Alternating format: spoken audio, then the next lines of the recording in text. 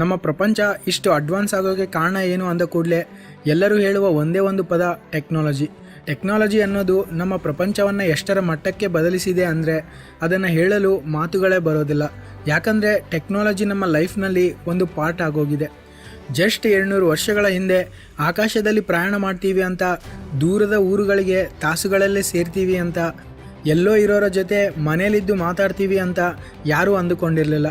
ಆದರೆ ಈಗ ಅದು ಸಾಧ್ಯವಾಗ್ತಿದೆ. ಅದೆಲ್ಲ ಯಾಕೆ? ಜಸ್ಟ್ 10 ವರ್ಷಗಳ ಹಿಂದೆ ಮೊಬೈಲ್ನೇ ನಮ್ಮ ಮಕ್ಕಳ ಪ್ರಪಂಚ ಆಗುತ್ತೆ ಅಂತ ನಮ್ಮ ಪೋಷಕರೇ ಅಂದುಕೊಂಡಿರಲಿಲ್ಲ. ಸರಿ, ಈಗಿರೋ ಟೆಕ್ನಾಲಜಿ ನಮ್ಮ ಲೈಫ್ ಸ್ಟೈಲ್ನ ಇಷ್ಟು ಬದಲಾಯಿಸಿರಬೇಕಾದ್ರೆ ಮುಂಬರುವ ಟೆಕ್ನಾಲಜಿ ಹೇಗೆ ಬದಲಾಯಿಸ್ಬೋದು? ಆ ರೀತಿ ನಮ್ಮ ಲೈಫ್ ಸ್ಟೈಲ್ನೇ ಬದಲಿಸಬಲ್ಲವು ಅಂತ ಅನುಮಾನ ಬರ್ತಾ ಇರುವ ಕೆಲವು ಅಪ್ಕಮಿಂಗ್ ಟೆಕ್ನಾಲಜಿಗಳ ಬಗ್ಗೆ ಈಗ ತಿಳಿದುಕೊಳ್ಳೋಣ. Brain computer interface. ಇದು ಡೆವಲಪ್ ಆಗ್ತಾ ಇರುವ ಒಂದು ಅದ್ಭುತವಾದ ಟೆಕ್ನಾಲಜಿ.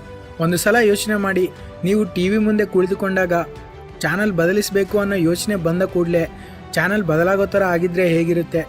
ಕಣ್ಣಿನಿಂದ ನೋಡದೆ ಮೆದುಳಲ್ಲಿ ಮೂವಿ ನೋಡಿದರೆ ಹೇಗಿರುತ್ತೆ? ಅದು ಕೂಡ 360 ಡಿಗ್ರಿಯಲ್ಲಿ. ನೀವು ಆ ಮೂವಿಯಲ್ಲೇ ಇದ್ದಂತೆ ಫೀಲ್ ಆಗಿ ನೋಡ್ಬೋದು. ನೀವು ನಿಮ್ಮ ಫ್ರೆಂಡ್ಸ್ ಎಲ್ಲರೂ ಸೇರಿ ಒಂದೇ ಕನಸನ್ನು ಕಂಡ್ರೆ ಹೇಗಿರುತ್ತೆ?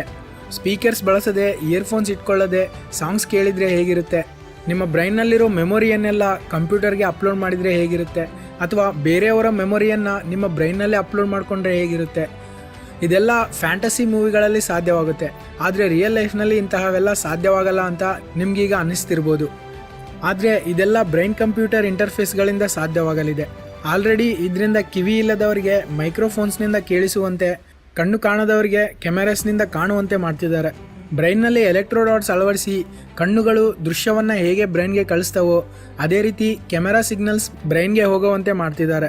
ಇಲ್ಲಿ ಬ್ರೈನ್ ಇದನ್ನು ಕಣ್ಣೇ ಕಳಿಸಿದೆ ಅಂತ ಭಾವಿಸಿ ಅದನ್ನು ಪ್ರಾಸೆಸ್ ಮಾಡಿ ಆ ವ್ಯಕ್ತಿಗೆ ಕಾಣುವಂತೆ ಮಾಡುತ್ತೆ. ಇದರಿಂದ ಮಾತು ಬರೆದವ್ರಿಗೂ ಮಾತಾಡುವಂತೆ ಮಾಡ್ಬೋದು. ಈ ಟೆಕ್ನಾಲಜಿಯನ್ನು ಪ್ರಸ್ತುತ ಚಿಕಿತ್ಸೆಗೋಸ್ಕರ ಬಳಸ್ತಾ ಇದ್ರು, ಮುಂದೆ ಇದು ಎಂಟರ್ಟೈನ್ಮೆಂಟ್ ಫೀಲ್ಡ್ನಲ್ಲಿ ಕೂಡ ಬರಲಿದೆ. ಆದರೆ ಇನ್ನೂ ಇದು ಡೆವಲಪಿಂಗ್ ಸ್ಟೇಜ್ನಲ್ಲೇ ಇದೆ.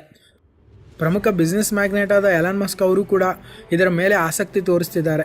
ಇದಕ್ಕೋಸ್ಕರ ನ್ಯೂರೋಲಿಂಕ್ ಅನ್ನೋ ಒಂದು ಕಂಪನಿಯನ್ನು ಸ್ಥಾಪಿಸಿ ಬ್ರೈನ್ ಕಂಪ್ಯೂಟರ್ ಇಂಟರ್ಫೇಸ್ನ ಡೆವಲಪ್ ಮಾಡ್ತಿದ್ದಾರೆ. ಎಲ್ಲ ಅಂದುಕೊಂಡಂತೆ ಆದರೆ ಇದು ಪ್ರಪಂಚವನ್ನೇ ಬದಲಿಸುವ ಒಂದು ಅದ್ಭುತವಾದ ಟೆಕ್ನಾಲಜಿ ಆಗಬಲ್ಲದು. 3D printing. 3D ಪ್ರಿಂಟಿಂಗ್ ಅನ್ನೋದು ಆಲ್ರೆಡಿ ನಿಮಗೆ ಗೊತ್ತಿರ್ಬೋದು. ಇದರಿಂದ ಬೇಕಾದ ಆಟಿಕೆ ವಸ್ತುಗಳನ್ನು ಮತ್ತು ಪ್ಲಾಸ್ಟಿಕ್ ವಸ್ತುಗಳನ್ನು ತಯಾರಿಸ್ಕೊಳ್ಬೋದು. ಆದರೆ 3D ಪ್ರಿಂಟಿಂಗ್ ಅನ್ನೋದು ಕೇವಲ ಆಟಿಕೆ ವಸ್ತುಗಳು, ಪ್ಲಾಸ್ಟಿಕ್ ವಸ್ತುಗಳು ತಯಾರಿಸ್ಕೊಳ್ಳೋಕ್ಕೆ ಮಾತ್ರ ಸೀಮಿತವಾಗಿಲ್ಲ. ಈ 3D ಪ್ರಿಂಟಿಂಗ್ ಮೂಲಕ ಬಿಲ್ಡಿಂಗ್ಗಳನ್ನು ಕೂಡ ಕಟ್ತಾ ಇದ್ದಾರೆ. ಇಲ್ಲಿ ಕಾಣಿಸ್ತಿರೋ ಈ ಕಟ್ಟಡಗಳು 2020ರಲ್ಲಿ ದುಬೈನಲ್ಲಿ 3D ಪ್ರಿಂಟ್ ಮೂಲಕ ನಿರ್ಮಿಸಲಾಗಿವೆ. ಇವನ್ನು ಕೇವಲ 17 ದಿನಗಳಲ್ಲೇ ಪ್ರಿಂಟ್ ಮಾಡಲಾಗಿದೆ.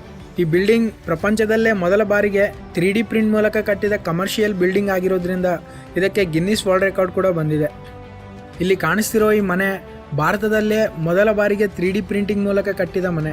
ಪ್ರಸ್ತುತ ಇವು ಚಿಕ್ಕ ಚಿಕ್ಕ ಕಟ್ಟಡಗಳನ್ನು ಕಟ್ಟಲು ಬಳಸ್ತಾ ಇದ್ರು. ಫ್ಯೂಚರ್ನಲ್ಲಿ ಇವುಗಳನ್ನು ಬಳಸಿ ದೊಡ್ಡ ದೊಡ್ಡ ಬಿಲ್ಡಿಂಗ್ಸ್ನ ಕಟ್ಬೋದು. ಈ 3D ಪ್ರಿಂಟಿಂಗ್ ಮೂಲಕ ರಾಕೆಟ್ಸ್ನ ಕೂಡ ತಯಾರಿಸಲಿದ್ದಾರೆ. ನಾಸಾ ಆಲ್ರೆಡಿ ಈ ಪ್ರಯೋಗಕ್ಕೆ ಕೈ ಹಾಕಿದೆ. ಅಷ್ಟೇ ಅಲ್ಲದೆ ಈ 3D ಪ್ರಿಂಟಿಂಗ್ ಅನ್ನೋದನ್ನು ಮೆಡಿಕಲ್ ಫೀಲ್ಡ್ನಲ್ಲಿ ಕೂಡ ಬಳಸ್ಕೊಳ್ತಾ ಇದ್ದಾರೆ. ವಿಜ್ಞಾನಿಗಳು ಈ 3D ಪ್ರಿಂಟಿಂಗ್ನಿಂದ ಮಾನವರ ಆರ್ಗಾನ್ಸ್ನ ತಯಾರಿಸಲು ಮುಂದಾಗಿದ್ದಾರೆ. ನಂಬಲು ಸ್ವಲ್ಪ ಕಷ್ಟವಾಗಿದೆ ಅಲ್ವಾ? ಆದರೆ ಇದು ನಿಜ. ಈ ರೀತಿ ಆರ್ಗಾನ್ಸ್ನ ಪ್ರಿಂಟ್ ಮಾಡೋ 3D ಪ್ರಿಂಟಿಂಗ್ನ ಬಯೋ ಪ್ರಿಂಟಿಂಗ್ ಅಂತ ಕರೀತಾರೆ. ಇಲ್ಲಿ ಆರ್ಗಾನ್ಸ್ ತಯಾರಿಸೋಕೆ ಬಯೋ ಇಂಕ್ನ ಬಳಸ್ತಾರೆ. ಬಯೋ ಇಂಕ್ ಅನ್ನೋದು ಲಿವಿಂಗ್ ಸೆಲ್ಸ್ ಮತ್ತು ಇನ್ನಷ್ಟು ಬಯೋ ಮೆಟೀರಿಯಲ್ಸ್ನಿಂದ ತಯಾರಾಗಿರುತ್ತೆ. ಈ ಬಯೋ ಪ್ರಿಂಟರ್ಗಳಿಂದ ಯಾವುದಾದ್ರೂ ಆರ್ಗಾನ್ನ ಪ್ರಿಂಟ್ ಮಾಡಿದಾಗ ಅದು ಕೂಡಲೇ ಒಂದು ಆರ್ಗಾನ್ ಆಗೋದಿಲ್ಲ. ಆ ಸೆಲ್ಸ್ ಎಲ್ಲ ಸೇರಿ ಒಂದು ಆರ್ಗಾನ್ ಆಗೋದಕ್ಕೆ ಸ್ವಲ್ಪ ಸಮಯ ತೆಗೆದುಕೊಳ್ತವೆ. ಇದು ಇನ್ನೂ ಡೆವಲಪಿಂಗ್ ಸ್ಟೇಜ್ನಲ್ಲೇ ಇದ್ದು ಇದರಿಂದ ಇನ್ನೂ ಮೇನ್ ಆರ್ಗಾನ್ಸ್ ಆದಂತಹ ಹಾರ್ಟ್, ಕಿಡ್ನೀಸ್ನಂತಹ ಆರ್ಗಾನ್ಸ್ನ ಕ್ರಿಯೇಟ್ ಮಾಡಲು ಪ್ರಯೋಗಗಳು ನಡೆಸ್ತಿದ್ದಾರೆ. ಇದು ಪೂರ್ತಿಯಾಗಿ ಸಿದ್ಧವಾದರೆ ಎಷ್ಟೋ ಜನ ಆರ್ಗಾನ್ಸ್ ಬೇಕಾದವರಿಗೆ ಸಹಾಯವಾಗುತ್ತೆ. ಪ್ರಸ್ತುತ ಎಷ್ಟೋ ಜನ ಆರ್ಗಾನ್ಸ್ ಡೊನೇಟ್ ಮಾಡುವವರಿಗಾಗಿ ಕಾಯ್ತಾ ಪ್ರಾಣ ಕಳೆದುಕೊಳ್ತಿದ್ದಾರೆ. ಅಂಥವರಿಗೆಲ್ಲ ಇದು ಪೂರ್ತಿಯಾಗಿ ಡೆವಲಪ್ ಆದರೆ ತುಂಬ ಸಹಾಯವಾಗುತ್ತೆ. ಇದರಿಂದ ಅವರದೇ ಸೆಲ್ಸ್ ಬಳಸಿ ಅವರಿಗೆ ಪರ್ಫೆಕ್ಟಾಗಿ ಸೂಟ್ ಆಗುವಂತಹ ಆರ್ಗಾನ್ಸ್ನ ತಯಾರಿಸ್ಬೋದು ಅಂತ ವಿಜ್ಞಾನಿಗಳು ಹೇಳ್ತಾ ಇದ್ದಾರೆ. ಇದು ಪೂರ್ತಿಯಾಗಿ ಸಿದ್ಧವಾದರೆ ಇದು ಕೂಡ ಒಂದು ಅದ್ಭುತವಾದಂತಹ ಟೆಕ್ನಾಲಜಿ. ಲಿವಿಂಗ್ ರೋಬೋಟ್ಸ್ ಅಂದ ಕೂಡಲೇ ನಮಗೆಲ್ಲ ನೆನಪಿಗೆ ಬರೋದು ವೈರ್ಸ್, ಚಿಪ್ಸ್, ಮೋಟಾರ್ಸ್ನಿಂದ ಕೂಡಿದ ಮೆಟಲ್ ಅಥವಾ ಪ್ಲಾಸ್ಟಿಕ್ ಬಾಡಿಯಿಂದ ತಯಾರಾದ ಒಂದು ಯಂತ್ರ. ಆದರೆ ಈಗ ಹೇಳೋ ಲಿವಿಂಗ್ ರೋಬೋಟ್ಸ್ ಇದಕ್ಕೆ ತುಂಬ ವಿರುದ್ಧವಾದವು. ದ ಯೂನಿವರ್ಸಿಟಿ ಆಫ್ ವೆರ್ಮೋಂಟ್ಗೆ ಸಂಬಂಧಿಸಿದ ವಿಜ್ಞಾನಿಗಳು ಆಫ್ರಿಕನ್ ಕಪ್ಪೆಯಾದ ಕ್ಸೆನೋಬಸ್ ಅನ್ನೋ ಕಪ್ಪೆಯ ಸ್ಟೆಮ್ ಸೆಲ್ಸ್ನ ಬಳಸಿ ಸೂಪರ್ ಕಂಪ್ಯೂಟರ್ಸ್ನಿಂದ ಕ್ಸೆನೋಬೋಟ್ಸ್ ಅನ್ನೋ ಚಿಕ್ಕ ಚಿಕ್ಕ ರೋಬೋಟ್ಸ್ನ ತಯಾರಿಸ್ತಿದ್ದಾರೆ. ಈ ಕ್ಸೆನೋಬೋಟ್ಸ್ನಲ್ಲಿ 2 ತರಹದ ಸೆಲ್ಸ್ ಅಷ್ಟೇ ಬಳಸ್ತಾರೆ. ಅವು ಸ್ಕಿನ್ ಸೆಲ್ಸ್ ಮತ್ತು heart cells. Heart cells contract ಮತ್ತು ಎಕ್ಸ್ಪ್ಯಾಂಡ್ ಆಗೋದ್ರಿಂದ ಆ ರೋಬೋಟ್ಗೆ ಒಂದು ಮೂಮೆಂಟ್ ಬಂದು ಅದು ಚಲಿಸಬಲ್ಲದು. ಈ ಕ್ಸೆನೋಬೋಟ್ಸ್ಗೆ ಶಕ್ತಿಗಾಗಿ ಬ್ಯಾಟ್ರೀಸ್ ಆಗಲಿ ಕರೆಂಟ್ ಆಗಲಿ ಬೇಕಾಗಿಲ್ಲ. ಇವುಗಳು ಸರ್ವೈವ್ ಆಗಲು ಪ್ರೋಟೀನ್ಸ್ ಅಷ್ಟೇ ಬೇಕು. ಇದರಿಂದ ಇವು 1 ವಾರದವರೆಗೆ ಬದುಕಬಲ್ಲವು. ಇವುಗಳಿಗೆ ಏನಾದರೂ ಡ್ಯಾಮೇಜ್ ಆದರೆ ಸೆಲ್ಫ್ ಹೀಲಿಂಗ್ ಕೂಡ ಮಾಡಿಕೊಳ್ಳಬಲ್ಲವು. ಎಲ್ಲ ಚೆನ್ನಾಗಿದೆ, ಆದರೆ ಇದರಿಂದ ಏನು ಉಪಯೋಗ ಅಂದರೆ ಈ ಕ್ಸೆನೋಬೋಟ್ಸ್ನ ಚಿಕಿತ್ಸೆಗಾಗಿ ಬಳಸಲಿದ್ದಾರೆ. ಇದು ಮನುಷ್ಯನ ಯಾವ ಪಾರ್ಟ್ಗಾದರೂ ಮೆಡಿಸಿನ್ನ ಟ್ರಾನ್ಸ್ಫರ್ ಮಾಡಬಲ್ಲದು ಮತ್ತು ರಕ್ತನಾಳಗಳಲ್ಲಿ ಕೊಬ್ಬು ಜಾಸ್ತಿಯಾಗಿ ರಕ್ತ ಪ್ರಸರಣೆಗೆ ಅಡ್ಡವಾಗಿದ್ದರೆ ಈ ಕ್ಸೆನೋಬೋಟ್ಸ್ ಅಲ್ಲಿಗೆ ಹೋಗಿ ಆ ಕೊಬ್ಬನ್ನು ಕ್ಲಿಯರ್ ಮಾಡಬಲ್ಲವು. ಇವು ದೇಹದಲ್ಲೇ ಸತ್ತು ಹೋದರೆ ಇದರಿಂದ ಆ ವ್ಯಕ್ತಿಗೆ ಯಾವ ಪ್ರಾಬ್ಲಮ್ನೂ ಇರೋಲ್ಲ. ಯಾಕಂದರೆ ಇದರಲ್ಲಿ ಮೆಟಲ್, ಪ್ಲಾಸ್ಟಿಕ್ ಮತ್ತು ಯಾವ ಮಿಷಿನ್ಸೂ ಇರಲ್ಲ.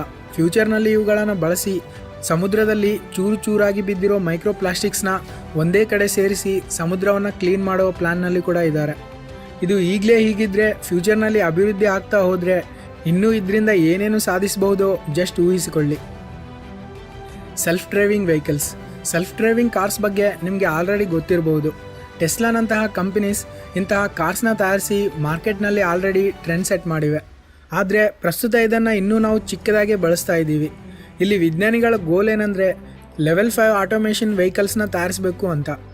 ಏನಿದು ಲೆವೆಲ್ 5 ಆಟೋಮೇಷನ್ ಅಂದರೆ ಲೆವೆಲ್ 0ನಲ್ಲಿ ಒಂದು ವಾಹನದ ಮೇಲೆ ಎಲ್ಲ ಕಂಟ್ರೋಲ್ಸ್ ಮನುಷ್ಯನಿಗೆ ಇರುತ್ತೆ.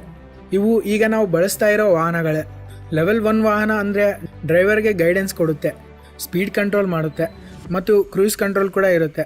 ಅಂದರೆ ಒಂದು ಸ್ಪೀಡ್ ಲಿಮಿಟ್ನಲ್ಲಿ ತಾನೇ ಹೋಗ್ತಾ ಇರುತ್ತೆ, ಆದರೆ ಸ್ಟೀರಿಂಗ್ ಕಂಟ್ರೋಲ್ ಮಾತ್ರ ಮನುಷ್ಯನ ಕೈಯಲ್ಲೇ ಇರುತ್ತೆ.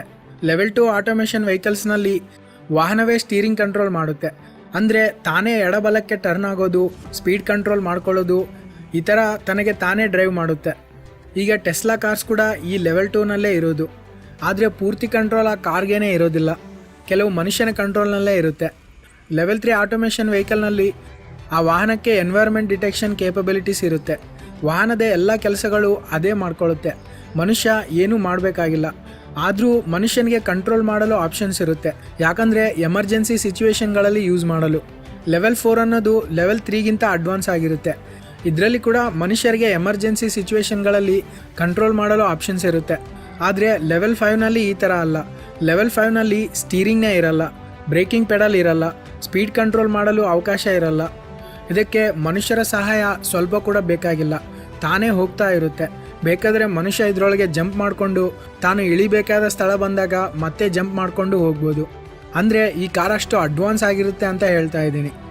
ವಾಹನಗಳು ಈ ಲೆವೆಲ್ಗೆ ಅಡ್ವಾನ್ಸ್ ಆದರೆ ಗೌರ್ಮೆಂಟ್ ಮನುಷ್ಯರು ಕಂಟ್ರೋಲ್ ಮಾಡುವ ಎಲ್ಲ ವಾಹನಗಳನ್ನು ಬ್ಯಾನ್ ಮಾಡಿ ಕೇವಲ ಈ ಲೆವೆಲ್ 5 ವಾಹನಗಳಷ್ಟೇ ರೋಡ್ನಲ್ಲಿ ಓಡಾಡುವಂತೆ ಮಾಡ್ಬೋದು. ಎಲ್ಲ ವಾಹನಗಳು ಒಂದಕ್ಕೊಂದು ಕನೆಕ್ಟ್ ಆಗಿರೋದ್ರಿಂದ ಆಕ್ಸಿಡೆಂಟ್ಸ್ ಕೂಡ ಆಗೋದಿಲ್ಲ, ಟ್ರಾಫಿಕ್ ಜಾಮ್ ಕೂಡ ಇರೋದಿಲ್ಲ, ಎಲ್ಲ ಕಡೆ ಸರಿಯಾದ ಸಮಯಕ್ಕೆ ಹೋಗ್ಬೋದು. ಪ್ರಸ್ತುತ ವಾಹನಗಳನ್ನು ತಯಾರಿಸುವ ಕಂಪನಿಗಳ ಲಾಸ್ಟ್ ಗೋಲ್ ಇದೆ. ಇವು ನಮ್ಮ ಪ್ರಪಂಚವನ್ನು, ನಮ್ಮ ಜೀವನ ಶೈಲಿಯನ್ನು ಫ್ಯೂಚರ್ನಲ್ಲಿ ಬದಲಿಸಬಲ್ಲ ಕೆಲವು ಟೆಕ್ನಾಲಜಿಗಳು.